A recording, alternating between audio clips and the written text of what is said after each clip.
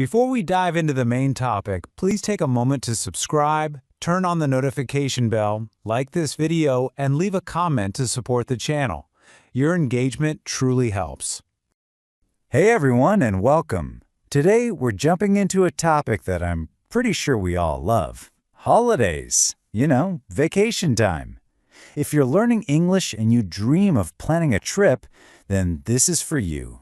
We're going to go over all the important words you need to plan your very first adventure. So, here's our game plan for today. Think of it like we're planning a trip together, step by step. First, we'll start with the basics. What even is a holiday? Then, the really fun part, picking one out. After that, we'll figure out how to get there, what to throw in your suitcase, and we'll wrap up with some super useful phrases. By the end, you'll be all set. Okay, let's dive right into our first section. So, what exactly is a holiday? Let's break it down. This image here is a perfect sneak peek of everything we're going to talk about. You can see all sorts of travel options, planes, trains, you name it, and some really important things to pack, like your passport and a camera. We're going to go through all of this one step at a time. All right, first things first, what's the definition? Well, a holiday is just a time when you're not at work. It's your free time to relax, travel, or hey, maybe just rest at home. So, for example, you could say to your friend, I'm on holiday next week. All that means is you've got time off from your job. Pretty simple, right? Okay, so now we know what a holiday is. And this is where the fun really starts. Choosing what kind of holiday you want. Let's look at a few different options you can take. Wow, look at all these choices. First up, you've got a package holiday. These are super popular because they're just so easy. Your flights and your hotel are all booked for you in one go. Now, if you love snow and cold weather, a winter holiday is probably for you. But if you're more of a nature person, camping could be an amazing adventure, sleeping in a tent under the stars. For those of you who like to stay active, maybe a walking holiday is your thing. And finally, there's the coach tour. This is where you travel with a group on a big, comfy bus, and it's a great way to see a bunch of different places. You've picked your holiday. Awesome! So what's next? Well, now we got to figure out how you're going to get there. Let's check out the different ways to travel.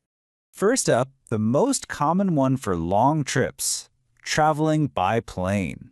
This is almost always the fastest way to get somewhere far away, especially if you're flying to another country. The whole experience starts at the airport, right? You'll have to check in your big bags, your luggage, and then go through security before you can finally get on the plane. Another great option is traveling by train. I love trains. They're just so relaxing. You can just sit back and watch the beautiful scenery go by your window. They run on railway tracks and connect different cities, usually taking you from one train station right into the heart of another city. Super convenient. Of course, you can always travel by car. And you know the best thing about a car? The freedom. You are completely in charge. You decide your route, you decide where to stop, when to stop. It's perfect for a classic road trip or if you just want to explore an area at your own speed. Now, what happens if you need to cross a big body of water, like a sea or an ocean? Well, for that, you've got the ferry. A ferry is basically a really big boat that can carry people and their cars. It's how you get between islands or even some countries. And honestly, the ferry ride can be a fun little adventure all by itself. And last but not least, you can travel by coach. Now, a coach is just a big, comfortable bus. Remember when we talked about a coach tour? Yep, this is the kind of bus you'd be on. It's a really relaxing and usually pretty cheap way to see new places without you having to do any of the driving. All right, progress. We've got our destination, we know how we're getting there, now it's time for the big one, packing. What are the most important things we absolutely need to put in our bags? Let's take a look. Okay, number one, the absolute most important thing is your passport. I can't say this enough. If you're going to another country, you must have your passport. It's your official ID, it proves who you are, and it's what lets you enter other countries. So please, please, please, don't forget it. Next, you're going to need your tickets. It doesn't matter if it's a plane ticket, a train ticket, or a ferry ticket, it's your proof that you paid to be there. Now, a lot of tickets these days are digital, just a barcode on your phone. But it's always smart to check if you need to print out a paper copy just to be safe. This is another big one. You'll need to get some local currency. Currency is just a fancy word for the money that people use in the country you're visiting. So, for example, if you go to Spain or Italy, you'll need euros. If you go to the United States, you'll need dollars. It's always a good idea to have a little bit of cash for small things like a coffee or a souvenir. And of course, don't forget a camera. You're going to want to take tons of photos to remember all the amazing things you see and do on your trip. I mean, yeah, our phones have amazing cameras now, but some people still like to bring a separate camera to get those really high-quality shots. So, where does all this stuff go? In your luggage, of course. Luggage is the general word we use for all of your bags combined. So you might have a suitcase, the kind with wheels that you pull behind you. Or you might have a rucksack, which is another word for a backpack that you carry. Both of these are types of luggage. Fantastic! We're packed and pretty much ready to go.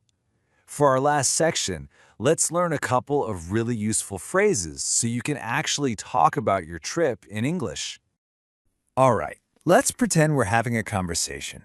Someone might be curious about your travel plans and ask you something like this. Are you flying to France from England? See, they're just asking how you're planning to travel. And a great way to answer is like this. Nope, we're going by ferry. It's that simple. You just use the phrase going by and then add the way you're traveling. So you could say, we're going by train, or I'm going by car. Easy peasy. Okay, now it's your turn to practice. I've got a question for you. Using the words we just learned, tell me, where do you want to travel for your next holiday and how do you want to get there? Go ahead and leave a comment down below. For example, you could write, I want to go to Japan by plane. I can't wait to read about all your dream trips. Thanks for watching. Please don't forget to subscribe, turn on the notification bell, like, and leave a comment to support the channel.